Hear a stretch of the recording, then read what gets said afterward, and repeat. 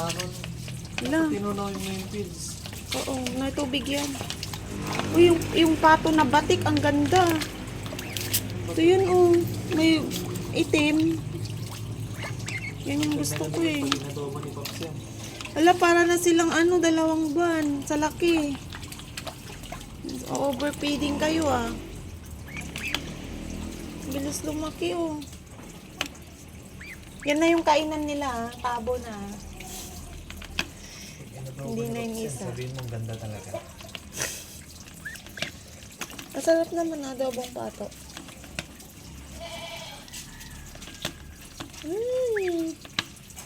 Gusto ko talaga yung batik. Ay, pato mo ba yung laki na oh. Cute sila oh. Say hi. Oh, takaw nila. Oh. Grabe naman yan. Laki na pala.